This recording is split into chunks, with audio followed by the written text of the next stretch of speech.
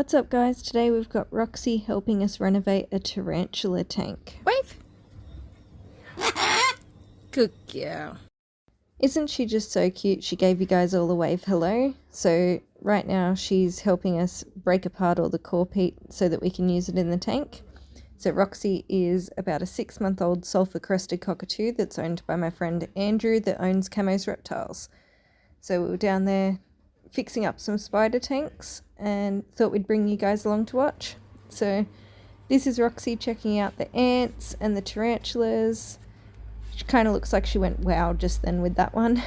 But yeah, this is I think her first time going into the insect room.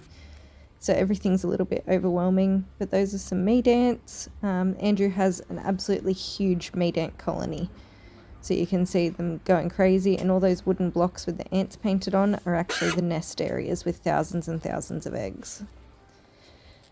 So she's pretty interested in what's going on in all these tanks, but then she just wants to pick up the feeding tongs and get to work apparently. So that's one of the larger tarantulas I've already done, another Cotsman I'd already done, and just having a bit of a wrestle with her to get the feeding tongs back. So we've done quite a few of the tanks on this rack, and it's the one on the far left on that level I just showed that we're getting into today. She's so cute. This is another one that I've already done. It was out and about having a look around. That was pretty interesting to her. Trying to get her to dance. And one of the tiger centipedes, she was more interested in chewing on the lamp.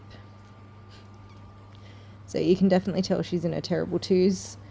Checking out Pete the featherleg, and the one we're doing today I believe is a selenotypus, so like a featherleg or something of some description, but it's kind of a broad term. But we're just going to start off by pulling out all the decorations and go from there. A lot of them are going to be buried, you'll see in a sec, but just scooping out whatever substrate that I can, cleaning off some of the decorations to put aside. You may also notice some lizards running around in that tank in the background. They come to check out what's going on. So I'm just carefully digging down, picking up the tank to see where the tarantula is in the burrow against the bottom glass. And it's in a spot where I think it's safe to give it a bit of a tip to try and get some of this out easier.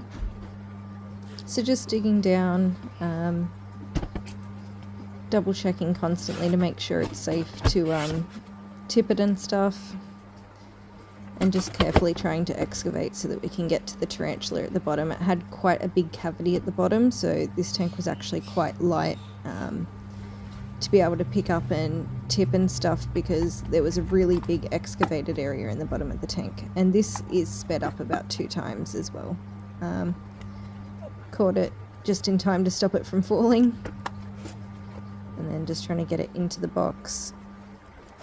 This one is quite aggro and was flipping onto its back and hissing at me and carrying on every time I tried to touch it with my hands, but it wasn't hissing and carrying on so much when I used the Sharpie, so just give it a tickle like that.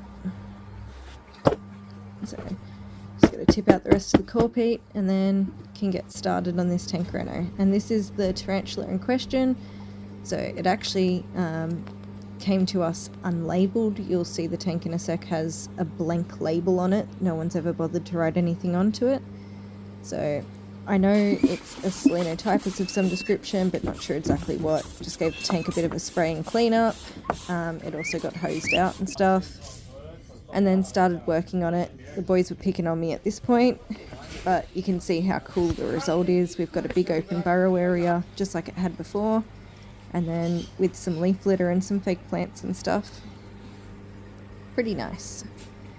Pretty happy with how this one turned out, and then we're going to release it back in.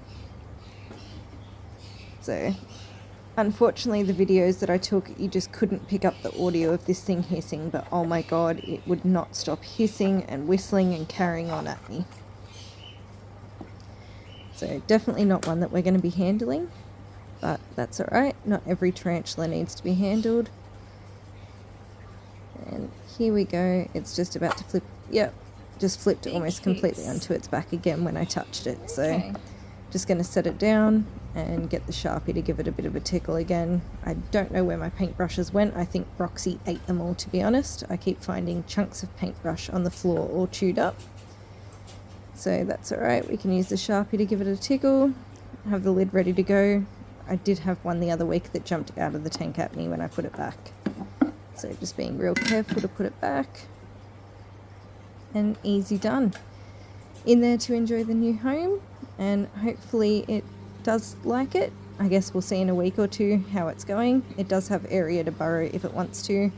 Nice close up of those fangs and the belly. Absolutely stunning animal.